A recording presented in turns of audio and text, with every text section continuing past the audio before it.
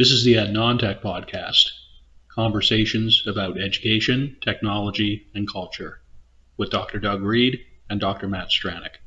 Thank you for joining us.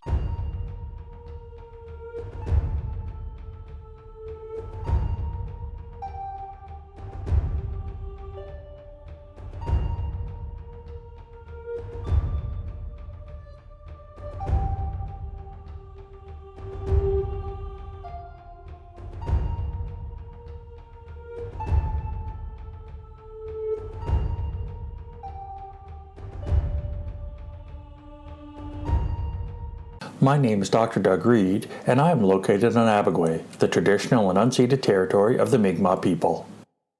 My name is Dr. Matthew Stranick, and I am located in Manaquesk in St. John, New Brunswick, which is situated on the traditional and unceded territory of the Wolastoqiyik Maliseet people.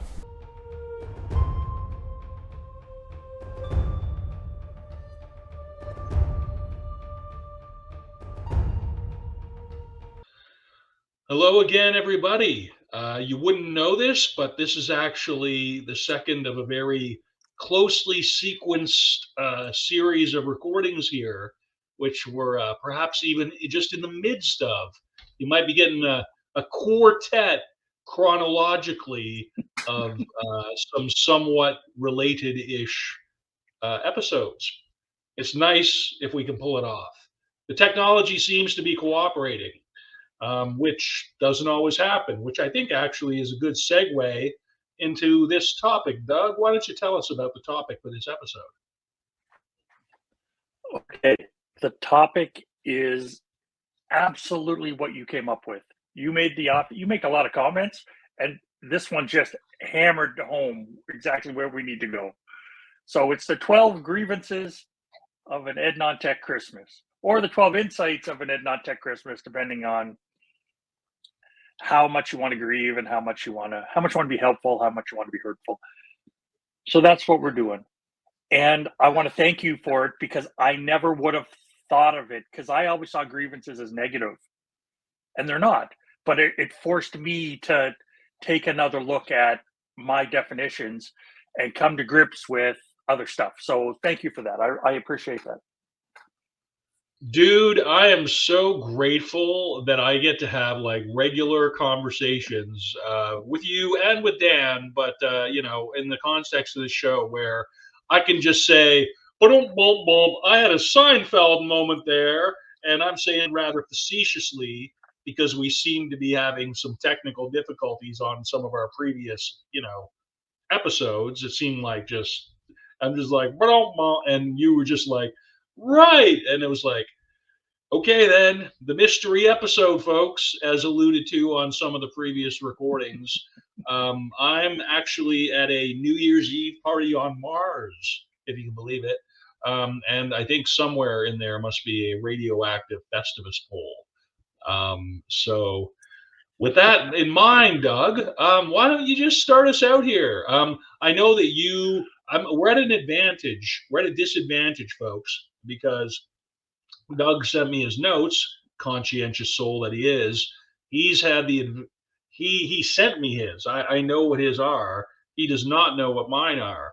And for the purpose of the notes, I'm sort of just thinking like, we're not going to do them hierarchically, obviously. I certainly didn't generate mine hierarchically. Perhaps you did with yours. I just sort of think, so I sort of got my 6 that I'm prepared to disclose, and I believe that's what you came up with as well. So we can just maybe trade back and forth if that suits, in terms of an emergent format here, Val. Does that sound reasonable? Yeah, I was just going to comment on that. Normally, for people that are listening, I go find some articles on a given topic, and then I grab a couple of little sound bites, and we talk about them. And this time, for the 12 grievances, I had a list from 1 to 12, and I have it filled. And then I thought, that's not fair, because we're co-hosts. So what I did is I deleted all the odd numbered ones, and I just left for Matt to fill in. So I have 2, 4, 6, 8, and so on. So I'm good with those ones, but I have no clue what you're going to say. So my improv and my connection to other ideas skills are going to be challenged today. And I'm looking forward to it. I think this is a cool way to just switch things up a little bit, especially at a time when we both get to relax and rest a little bit. So yeah, I'm good. So how about you want to start with number 1? Because number 12 is the one where it's the literature we didn't get to, in case there's a spoiler alert. And there is some literature I want to talk about. But number 1 is all the odd ones are yours. How about that? Okay, Matt is odd. Can you believe it that this is not the first time I've heard this, Doug? I can hang with that framework, pal. Okay, so in that case, I'm going to scroll through the well-composed, somewhat in advance WordPress post here. Okay, so my grievance number 1, as I put it, which just because you have to have a number 1, not again necessarily hierarchical. Grievance number 1, as per Matt Stranick, ed tech practitioners who aren't interested in education. I think that's a legitimate grievance. What do you think of that, pal? Me too. Yeah. Me too. But my argument with that goes right back to our second episode a year and a half ago, where we have a naming issue. If you can't be an ed tech person and ignore the ed part of ed tech. If you want to be a technical person, then fine. If you get hired to be an ed tech person and you don't care about the education, you need to find another job. Or the other part of it is just sort of like they get hired on the basis of a skill set, a tech skill set, and then they're just sort of given to understand that they can like blow the education part out of their ass. Pardon my framing of that, but it's just sort of like education's whatever you make of it when you're in a setting with students. It's like you got anyway, I don't want to overly profane. I don't want to get I don't want to have to bleep things out with Camtasia and not have my girlfriend who's we have a listener, Doug, Paula, my girlfriend. She listens to this. She listens to this every time all the way through, and she listens to the music one time all the way through. And she's like, I do only listen to them and watch them because of you, but I still like to think we got at least one committed regular fan. So shout out to Paula, because she's not the only one, but every audience member counts on this endeavor, man. Absolutely. Wow, that was completely a diatribe from out of nowhere. Except that I don't have much more to say about mine. It's sort of like, I'm just calling it what it is. I think we go back and forth on this. I think it's clear what our thing is, but it's just, things that annoy you, things that bug you, things that would cause you to, start a podcast and perhaps go on to some rants and include those rants in your writings about it in public. And I don't know, things to grieve. Anywho, we could and shall go on that one. 2, which is to say number 1. So the second grievance. Correct. Yes, the second grievance of an Ed Non-Tech Christmas is technology challenges. Because the last couple of weeks, not even the last couple of weeks, like how many different setups have we had and how many different pieces of software and how often has it been, okay, let's go redo that. That didn't work for whatever reason. And it's not just, it's here for whatever reason. Whenever I turn the microwave on in my house, it kills my internet connection. That is the most maritime thing ever, though, dude.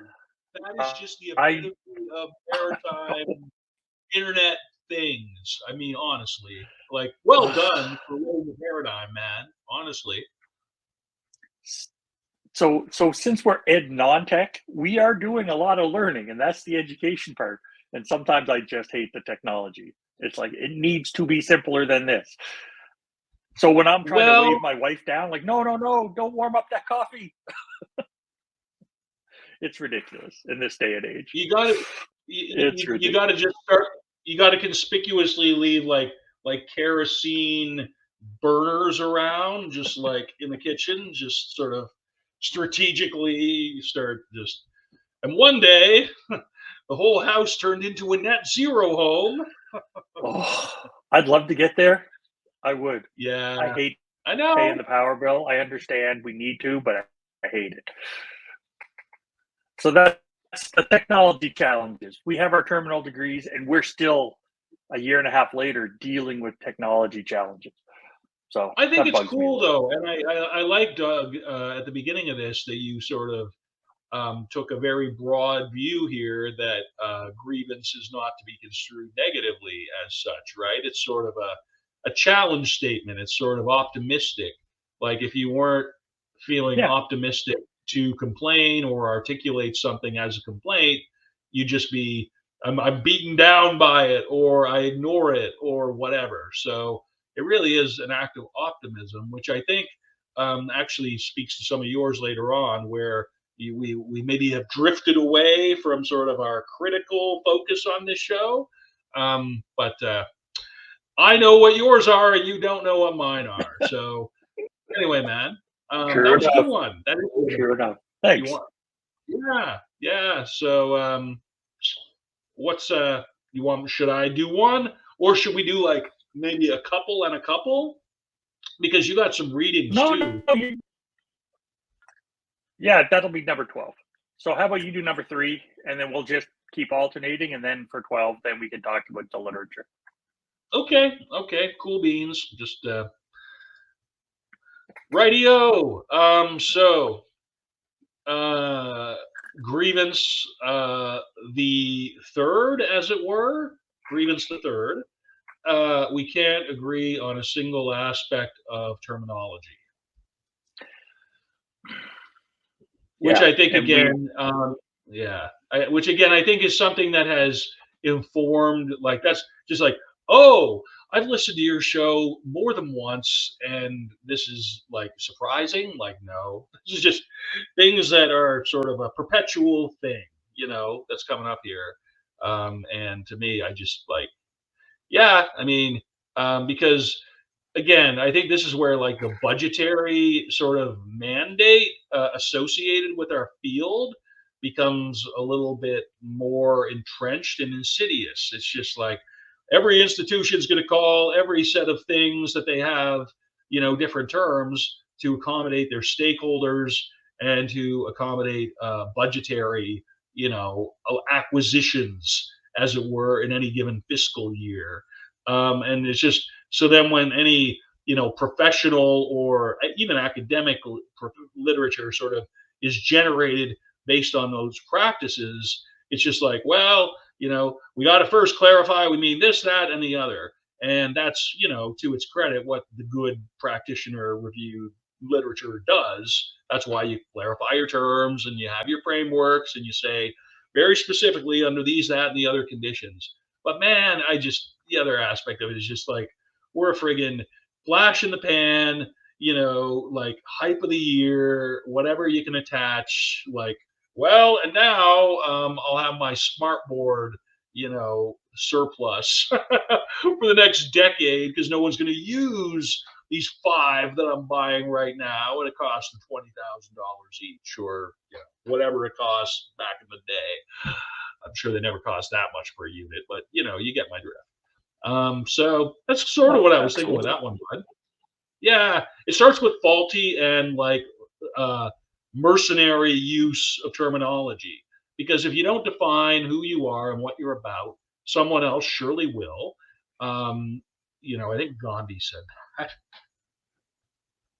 Probably. that. Uh, if you don't define yourself, somebody else will. I mean, it wasn't the Mahatma, I'm sure, but just anyway. So again, it's sort of like our field. If you don't have, I don't mean to say like gatekeeper the crap out of everything, but again, it's just, it would be great to have sort of common sets of terms, common sets of alignments, or a common sort of sense of like, as a sector or a subsector, ed tech field or whatever within the larger education endeavor. We could be doing a lot better, and I'm glad to see that there are some movements by certain bodies of the Canadian government to sort of make some of those distinctions, I guess, like I'll butcher the acronym or even the name of the organization if I try to say it, but some of these uh, internet research sort of funded publicly, things, not National Research Council, but oh man, I'm running out of breath for this. Thanks for the opportunity to speak to this. Wanted to add, or why don't you No just throw problem. us our next one? Or why don't you throw us our next one, dude? Okay, I think the fourth grievance would be the AI pivot trademark, because AI pivot is not online learning. AI pivot is not. It's like the pandemic pivot. It wasn't online learning. It was panic. And what's happened this last year, what I've witnessed, is the AI pivot is the same thing. It's not online learning. It's not face-to-face learning. It's not blended learning. It's not hybrid learning. It's a panic. It's how are we going to deal with this? And there's an awful lot of people that have no idea and are frantically trying to throw the baby out with the bathwater. So we'll get there. It'll become another tool. It'll become the radio. It'll become TV. It'll become the film strip. It'll become the computer. It'll become the calculator. It's not there yet, but we're headed in that direction. So we'll get there. But it just drives me nuts that so much stress and so much time and effort's going into trying to take the old thing and reform it a little bit so AI can't mess it up. Well, if AI can mess it up, it deserves to be messed up. Let's come up with something new. Let's come up with something that works with all the technology. That's my fourth one. I don't know what your thoughts are on AI pivot trademark. I really, really, really appreciate, Doug, that you're sticking to the intended and appropriate and professionally and academically valid term of AI pivot TM. If you talk about it in any other context, I don't even want to hear it. It's just so for all of you who are doing your doctoral theses and such and stagger across this in 7 years, and you're searching out the transcript, which will surely be available for a nominal fee on a clickable, thing on our surely unsurpassed budgetary thing, which we're going to make money off of, our budgetary widget.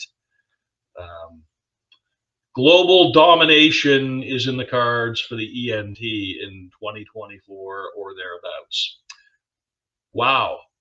I totally need to be rescued, dude. I've lost the plot of my own ramble. Where are we going with this next one, bud? Good. What's number 5 is you.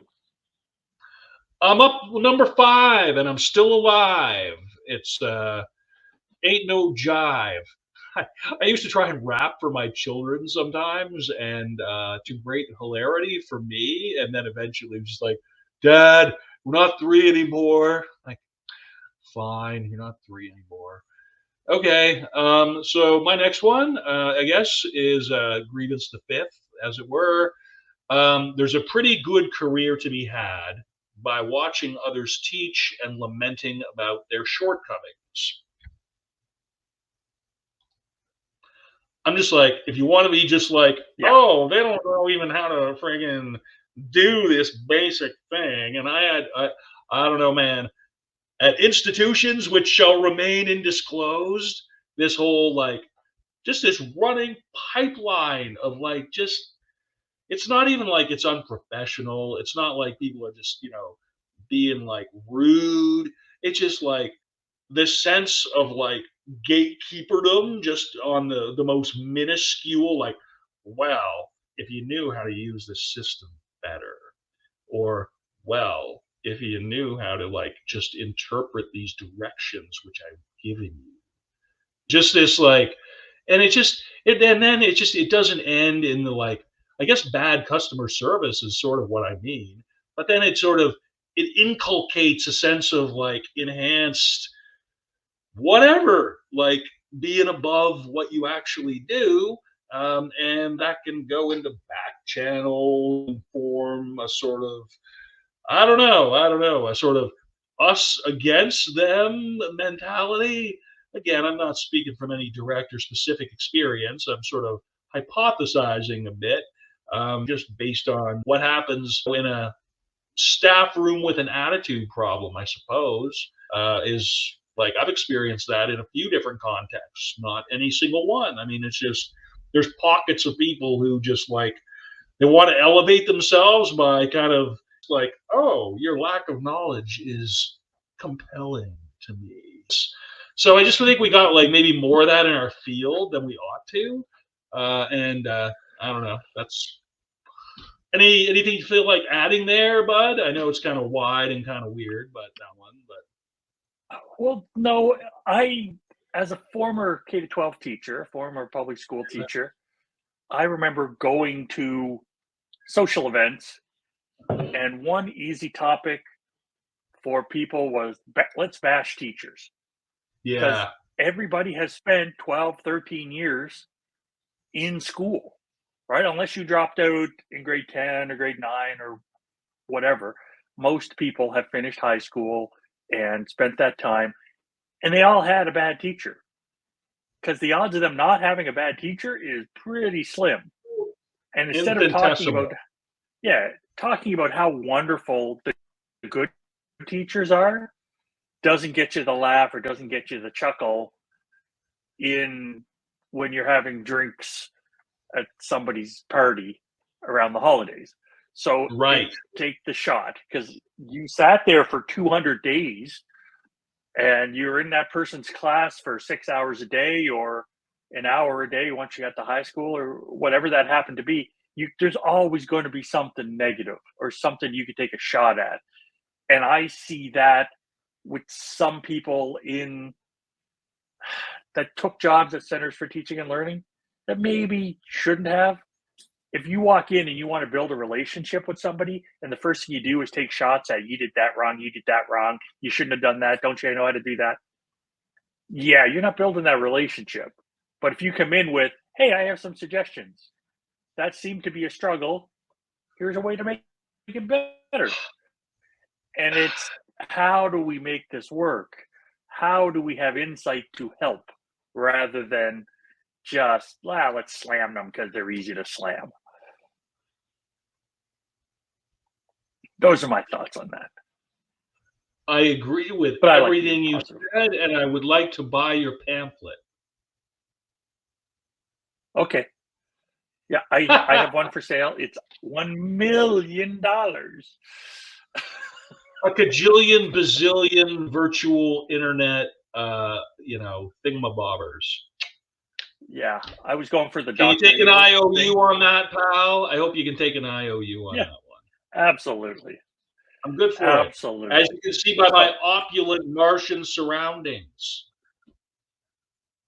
You got some land on Mars that you're going to sell me instead to swap me for my pamphlet? I'm telling you, like Jeff Bezos is just out of here. We're actually at his compound, and this party is lit. Okay, so nice. These are the facts, and we're sticking to them. Yes, that's it. So the grievance number 6 is capitalism over education, and you already touched it a little bit with one of your comments. But this is a drum that I have beat for 40 some episodes, and I'm going to continue to beat it. And I've just done some reading to figure out why I hate it so much. There used to be measures. Oh, you want to be a good academic? You need to do this. But when they were targets, it's easy. Yeah, aim for that. Aim for 3 articles this year. Aim for 10 articles this year. Aim for whatever the number is.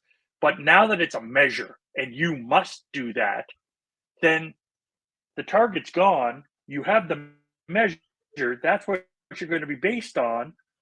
And that's why so many people in post-secondary are just looking at their research. How many articles did you publish? I don't care what committees you were on. I don't care what the feedback was from the students that you taught. The only thing that matters is that number. The number that used to be a target and is now the measurement. And that's been brought in to rein in the power of post-secondaries and profs, and let's keep this capitalism train running. Again, that's my grief. That one is a grievance. That one's not an insight. Can you believe this, Doug? First of all, everything you said is certainly on point. Can you believe that some institutions academics and indeed entire departments can feel so overwhelmed by such, as you described, mandates, explicit mandates to produce or perish, which is one of these jive ass things in post secondary that people just seem to accept.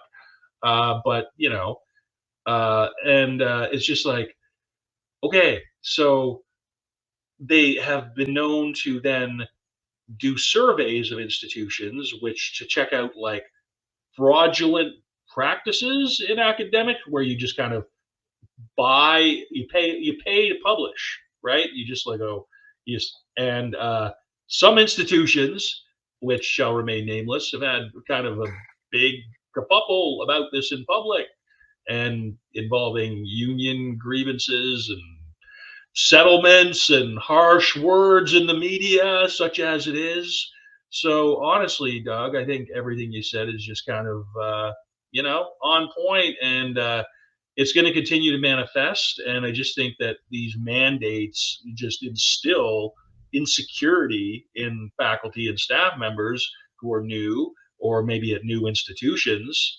New institution syndrome is sort of like, well, we don't quite know what we're doing yet, so this will do until we get someone who does, and people kind of run rogue. And you know, again, you get some very sometimes media coverage, I would think, because I'm only talking about hypothetical situations here, bud.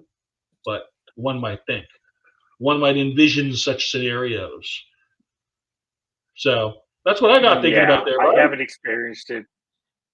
Yep, we're on the same page. So what do you got Right. for number 7? Gosh, 7 coming in like seventh heaven, or not. Okay, this is more like way more in the abstract, I guess. This is me kind of pulling back, as it were, to the situation of culture as a whole, or something. So, Grievance the Seventh, the complete and utter ascendancy of the English language in nearly every aspect of technology, and the bros who design the stuff.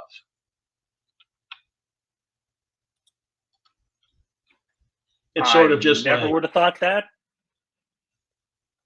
But go ahead, please. I'm interested.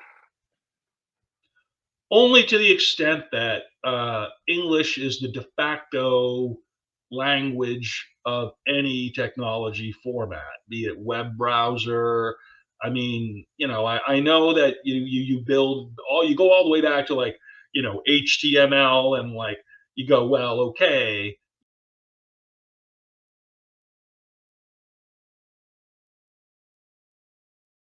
things are neutral, but ultimately, you have some very privileged, largely American dudes, males, who are just they're the ones who kind of starting with the, the hobbyists, right, in their garages building the stuff. I mean, that was Bill Gates. He's a hobbyist building his hardware sets and selling them, and Steve Jobs, whatever.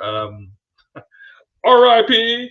And then it's just the whole software sector and development of the things that constitute the online aspect of online education, is built to accommodate technology formats that have been designed by and for uh, English speaking, white skinned people, usually male, usually young or middle age.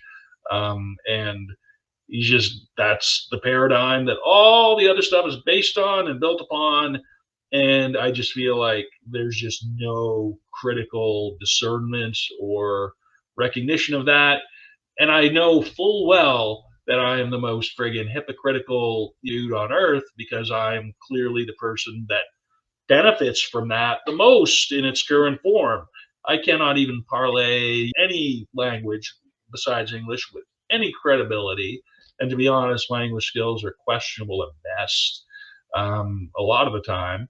So, again, I don't know, man. I don't mean to be all just like po-faced about it. It's just sort of like, man, where, it would just be cool to see some active experiments. I just feel like with the advent of the AI pivot, TM, I see a lot of opportunities for translation on the fly that can sort of help perhaps blur the significantly reduce the path that you have to get authentic translation. And if you can start going at that, then you have a platform to maybe review some of this other stuff as a whole. So that's one of the things that makes me optimistic.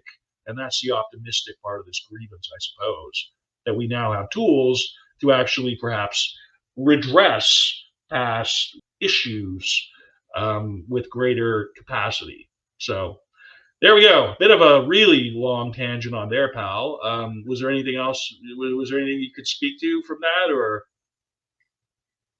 Yeah, there was a couple of things.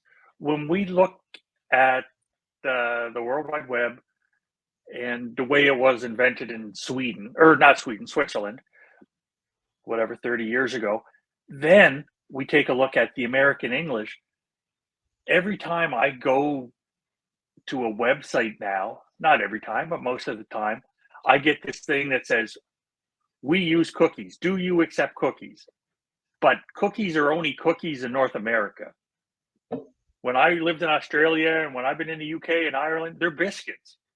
So would a British website use biscuits instead of cookies? What? And that's just one of those biases. It's just, yeah, that's the term that the Americans used. So that's the term we're going to go with. And how does that fit into everything else? Because it reminds me of when you look at a Mercator map and all the countries in the north look so gigantic. But when you actually look at the size of them on a non-Mercator map, wow, okay, they're way smaller. And so there's built-in biases to what we're doing, and we're disadvantaging some people. Yes. And when we do that disadvantaging, we're not even aware that we're disadvantaging them. So putting a spotlight on it saying, hey, we got to deal with this is a great place to start. So I like your grievance. That one makes sense. Yeah, man. Thanks. That's kind of thank you for. I'm glad that my delineation there wasn't too far off the mark. I'm glad that kind of landed. And yeah, and I guess I really appreciate again what you sort of brought to this earlier. A grievance is an opportunity to speak to something from a position of problematic, yes, and with an opportunity to change, which is kind of fundamentally at the heart of the whole endeavor. I mean, it was literally never meant to be like, let's just accept the status quo. It never was, right? So that's a preamble to some of yours later on. So it was one of so I think, but that this one number may not 8 be it. is me. Yes. My number 8, my 8th grievance is lifelong learning and play needs to be more of a priority. We don't play enough. We don't give students the chance to play enough. And that's how I learn. When you look at some of the research, and I haven't looked into it, and I don't have the authors' names and stuff.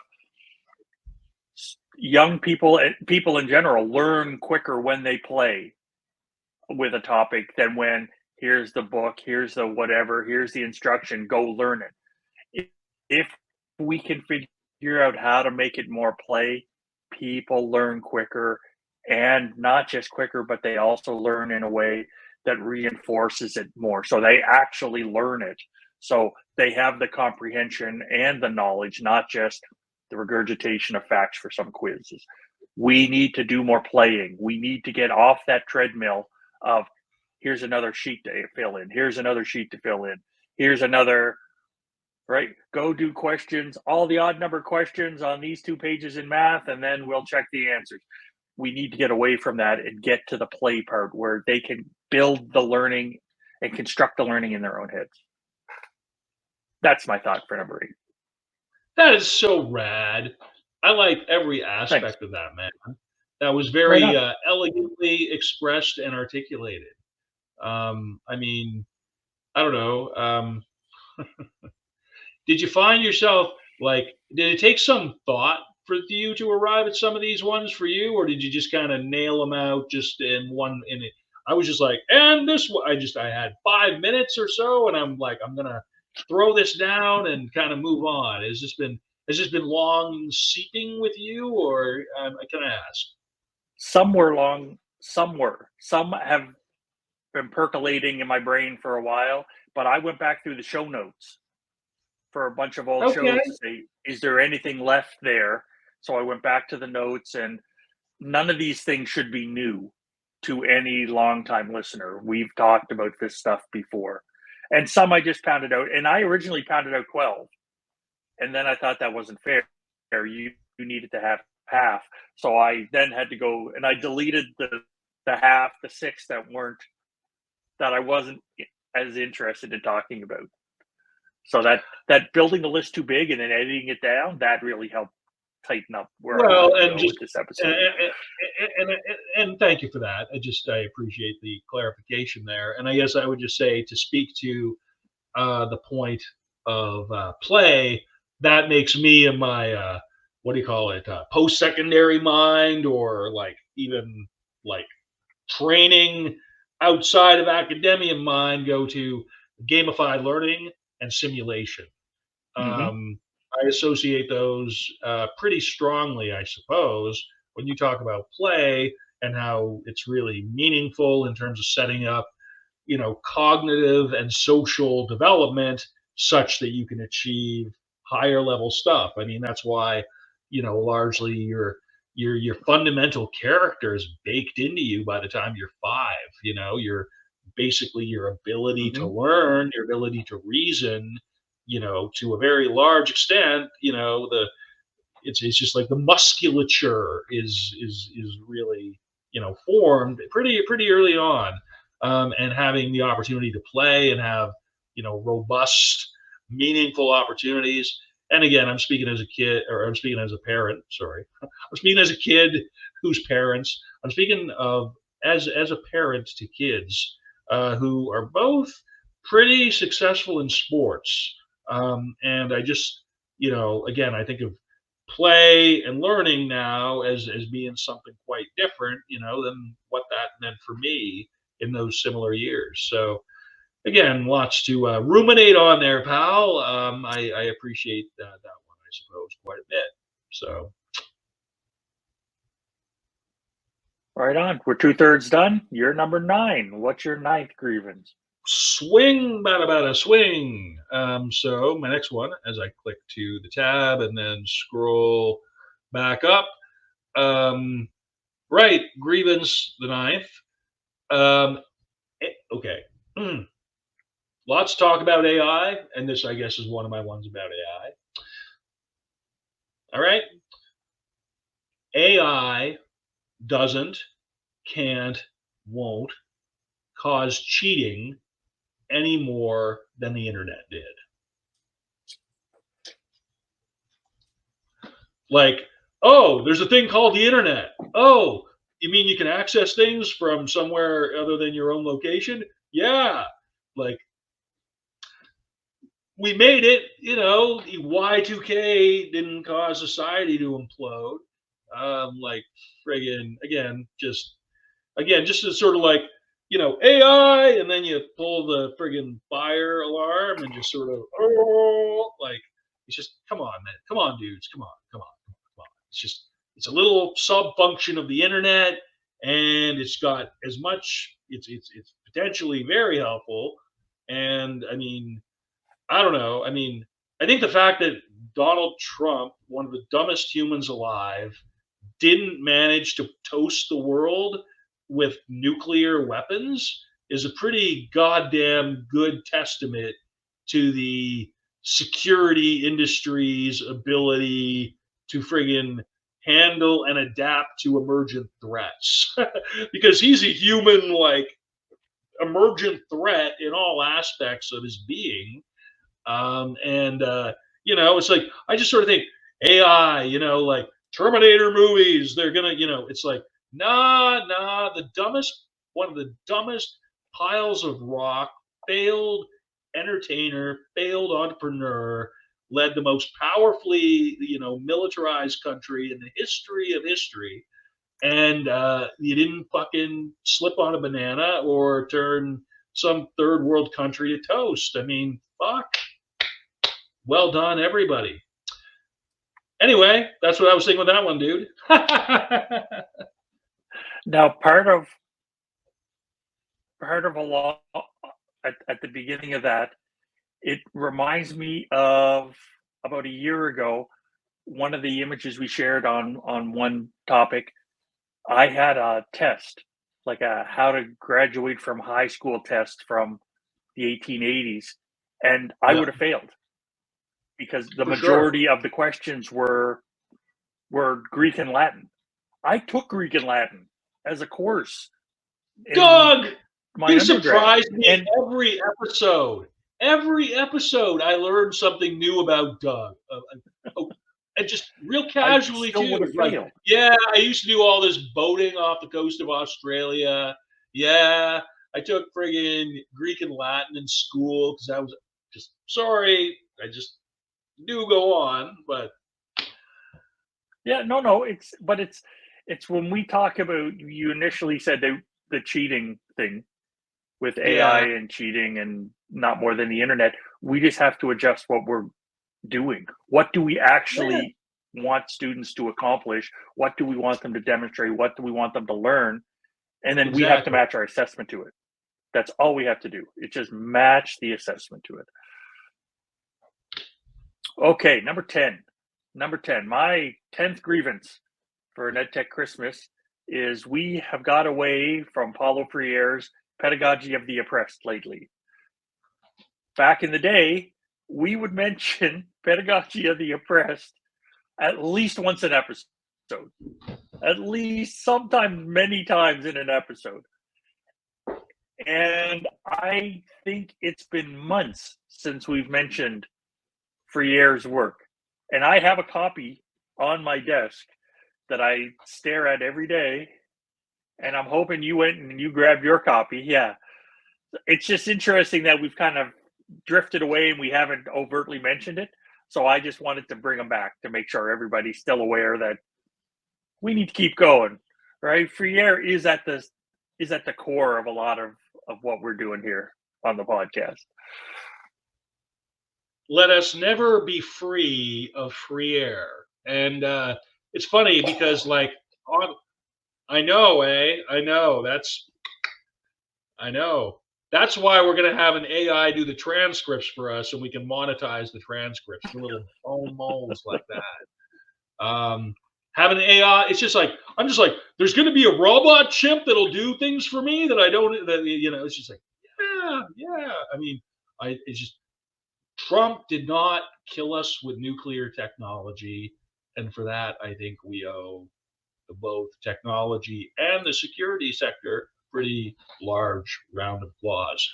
But I got, pedagogy of the heart. I'm going to start correcting people when they say pedagogy wrong. I'm going to be like, you mean pedagogy?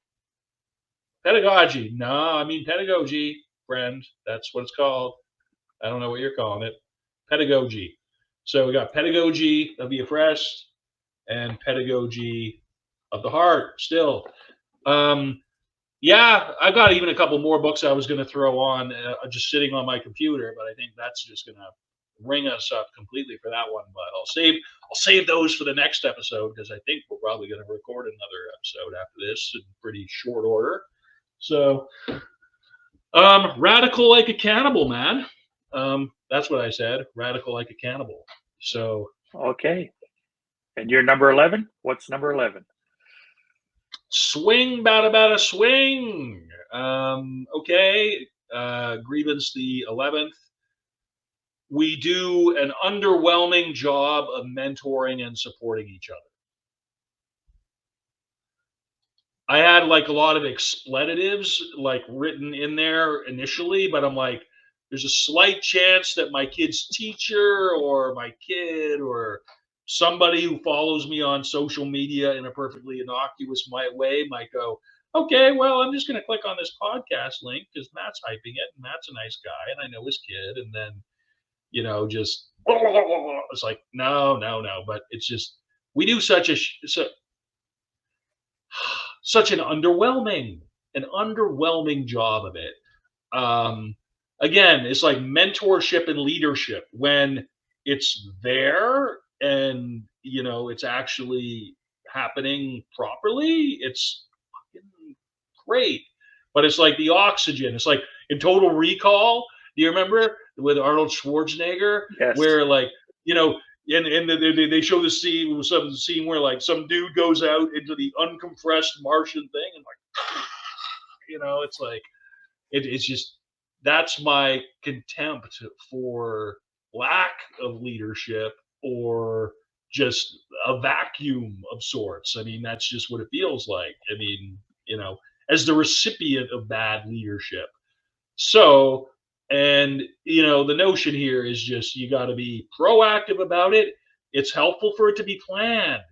Not leaving things with a putting things outside of a process and leaving things like on ad hoc. I mean, it's like we're loose, we're cool. I mean, it's fine. That's how we roll. But it actually, when it comes time to like, maybe grieve something or go, wait a minute, I wasn't given any mandate to do this or that until whatever, it's just there's nothing on paper. So who does that advantage? The individual educator or actor or the completely 100% hypothetical administrator? It's just like an absence of documentation only benefits the person who has more power in a certain type of relationship. So I would say, like, have a friggin', onboarding process that friggin', and if you say process, you're wrong, that matters, that's meaningful, that is like legit, and is like actually like, again, just like instead of just maybe the canary in the coal mine method, like, hope you gravitate towards the right people on this department, kid, or whatever. Again, that's the post-secondary aspect of it. I'm sure there's others, and eventually, my time outside of academia will probably exceed the time that I've spent in. You never know. But right, grievance. That was my final one, Doug. That was grievance the 11th. Was there anything you wanted to add to what I just said there, or shall we just steamroll on to the 12th? Yeah, I just need a second because my life, I have been really cynical about mentoring and leadership. Because Okay. when I was a kid and playing sports, what mattered was winning the sport. Okay. Right? Whatever it was, the team had to win or I had to be the best or whatever. And there was a lot of leadership and mentorship on how to do that in a sport.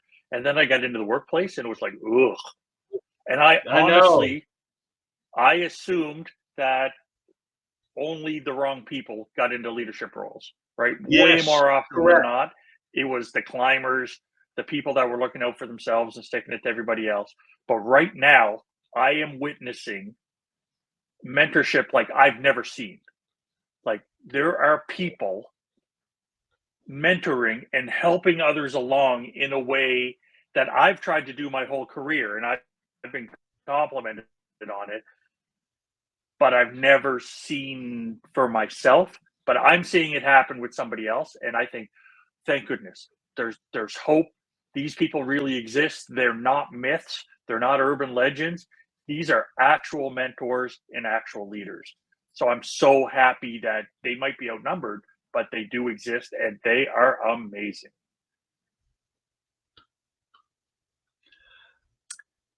Whoever you are, if you listen to this podcast, I'm giving you respect. You're the we got great hopes for you, and we expect and hope for, in a kindly, unpressured kind of way, we anticipate the benefits of what you're doing will manifest themselves even more in your 2024.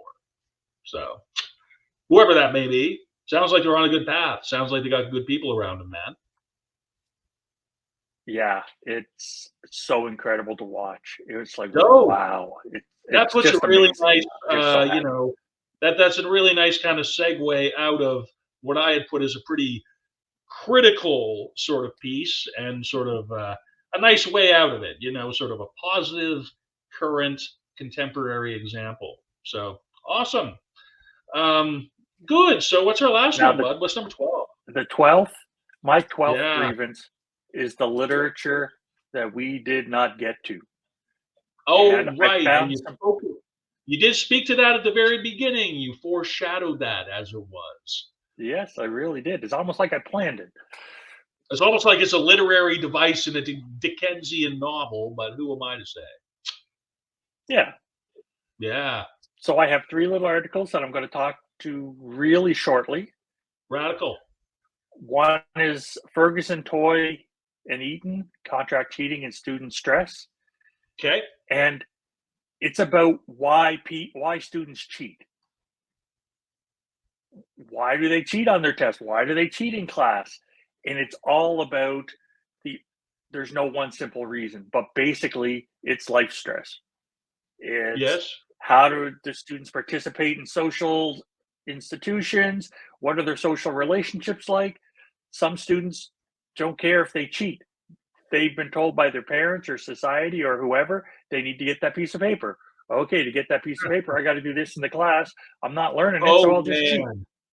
Can I just say, like, Yep. having spent a very short amount of time working as a teacher in Asia, like, you know, what my kid's mom, she's from South Korea, and she just basically said, under no circumstances will my kids ever do education there, not because of the language, not because of whatever. It's because the pressure exerted on young people to achieve like in the uppermost percentile on these scores is so inculcated, and it's so like the stress, that that's, I think, what you want to maybe look to redress as opposed to, the behavior in the first place. It's like, be proactive about it. So anyway, that's what it made me think of, dude. Sorry. Nope, but that's exactly where it's at. It's why are we doing it to these students? And people Yes. that are doing it don't understand like basic math. 50% of students are going to be below average in math. They just are. And we can't squeeze all those into like the 90s, the 91s, the 90. Some people aren't going to do well in math. Some people are going to fail math. And we need to come up with a way to say, that's okay. Let's find what you're good at and make that work. Anyway, the next thing is talking about grievance as a negative. In New South Wales and Australia, they had grievance officers in education. And Barkan 93, Sociological Theory and Educational Reality, talks about these grievance officers because that New South Wales government found there were 6 groups of disadvantaged peoples. There was disadvantaged women and girls, Aborigines, migrants, the handicapped, children in rural and isolated areas, and children in socio-economic disadvantaged areas. You And actually have sorry, dude, you Right? actually have a graphic that goes with the grievance officer that is pretty damn awesome. I'm sorry, just the visual you got to go with Nope. that one is pretty awesome. Yeah, I was really happy with it because this was a positive. This was let's put somebody in place that understands some of the situations and knows how to work the system to help the people that are being disadvantaged by the system. It's not I'm going to whine and complain and bang on the door until you do something. It's we put the grievance officer in place to help, and that's their job. It's how do we help this people? We know there's something going on with the system that is not helping them. How do we help? So I love the positive part of how New South Wales came up with that grievance officer. 2 last little things because I know we're running on. There's La Placa, Legrin, and Van Ham how to write really good articles for premier academic journals. I hate this so much. I hate it. I hate it. I hate it. If you're you're a new career researcher and you read this article from 2018 about how you have to write, this is overly simplistic. There are some suggestions would stop me from reading that article. Like when one of the things they say is a typical manuscript that's ideal is 25 to 40 pages. I am not reading a 40-page article unless I'm What if it's double really neck spaced? deep. What if it's double spaced? That doesn't make it better. Get to the point. Say what you got to say. Playing the advocate of the chump. Playing chump's advocate. But it's I got you, man. So your hatred of this is incandescently white hot, and you felt sure to include it on this special episode. This is my grievance. Somebody wrote that with that title, and people are going to believe it, and that's a problem, right? There's just so much about this. Who earns to that? That's the number of figures and tables should each be about 4 to 6. Are you kidding me? Okay, so that means I have to have 8 to 12 figures and tables to make it an ideal manuscript? I have over 100 publications. I've never done that. Doug, anyway, do you have over 100 publications? Yeah. Nobody cares. It doesn't. Whatever. I care. I find it hugely fascinating, and I think we have to do an entire episode just taking apart your voluminous and no doubt varied and checkered and, shall we say, highly esteemed and if not legit body of work here, pal. I just Sure. Speaking of producers, friggin' license, I'm saying I might want to, I can throw out mine, but I mean, mine's just a little, Everybody has their Anyway, own path. That's cool. But that's interesting. Go on. The last one is Doing Harm. Magolda and Weems, 2002, Doing Harm, an unintentional consequence of qualitative inquiry. And periodically ask yourself the questions, are my actions harming others without falling into paralysis? I don't think people do that enough. Because writing is a political process. And I have discovered that. I have discovered writing is not just there's your research and here are the results. There is a political process going on there. And attempts to minimize harm are moral, not technical processes. I can't read what you're showing up. My That's pedagogy of the oppressed. Oh, again. I was holding up the Pedagogy of the Oppressed book to sort of in solidarity with what you were articulating, Val. And I included a lot of pictures this time. You did. To go to the website to take a look at. There was a lot. More than a few. There was a lot. But we got them most. You add a column feature to the WordPress page and then upload a separate thing to the column. So it's cool. It's actually fine. I didn't mean to be snide when I was like, there's a lot of these this time. Just my process with those is that I go from the Google document, and then what I have to do is copy and paste into a Word document, and then save as to my desktop from whence it is uploaded. So every time for those pictures, that's the process, and it's great. It takes me almost no time, but it's just like, wow, there's a few of them, but they're great. They're all quite good. Some of them even more so than others, as a matter of fact. Yeah. And if you're listening, go to the website, take a look at them. My favorite one is a CBC screen capture, and it's internet down in Tumbler Ridge, BC after beaver chews through fiber cable. And that just reminded me of the technical issues. That is so rad. Like, utterly rad. Before we go though, Doug, because that's awesome, and there are more awesome visuals than that one. We can both agree. Yeah, there's a bunch in there for teasers for people to go see. Yes, consider yourself teased, people. Yeah. So what do we got for the word, phrase, and question of the podcast, my friend? The word of the podcast is airing of grievances. If you've ever Yep. watched the TV show Seinfeld, it was season 9, episode 10, The Strike. And that's where Festivus comes from. The whole concept of Festivus with feats of strength, airing of grievances, having an aluminum pole instead of a Christmas tree, all that sort of stuff came from there. And there's a couple of pictures in there referring directly to the episode. And it was very funny, and it's taken a life of its own in the last, 26 years. Yeah. Phrase of the podcast, pedagogy. So sorry, of the dude. oppressed. Sorry. Here's the English teacher in Yes. me, the former English teacher. Your word of the podcast could be construed as a phrase of the podcast. You know what I mean? A word is You are like absolutely correct. So I'm just like, as a history major, what I can do. What I can do. So yeah. So my solution to this as an English teacher is I put brackets around airing of in front of grievances.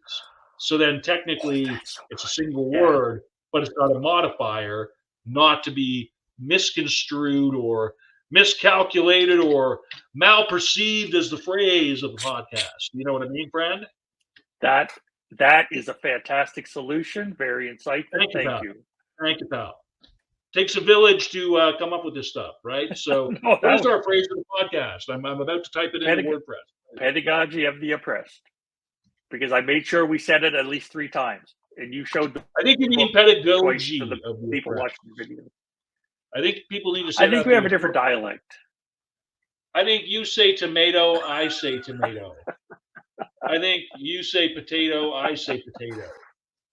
Let's not call the whole thing off. What about potatoes and tomatoes? I think this is going to be grieved to absurd redundancy in future episodes of this show. I think is my glimpse of the Ed non-tech future here. Pedagogy, say it properly. Anyway, cool, my friend. So what else do we got? Is there anything else before we wind this particular episode down and then go take a break and then go to Sure. The question of the podcast for me is when we're asking questions, when we're airing grievances, are we trying to be helpful or hurtful? I try to be helpful because it's easy to be hurtful. Any ding dong can be hurtful and just take the shot. Are you trying to be helpful? Being helpful means you've thought about it and you've come up with possible solutions if you see a problem. But that's where I'm coming from. When people say stuff now, I have started to ask, are you trying to be helpful or hurtful? And that puts anybody trying to be helpful, that rocks them back on their heels. So I kind of enjoy it. So that's the question. Are you trying to be helpful or hurtful? Especially when it comes to grievances and that sort of thing. But that's all I've got. I think that's a really great way to go out. I really like the, critical does not equal negative vibe that we've really taken from this. Yeah. So I think that's a great way to go out. Let's call the whole thing off until next time, except next time for us.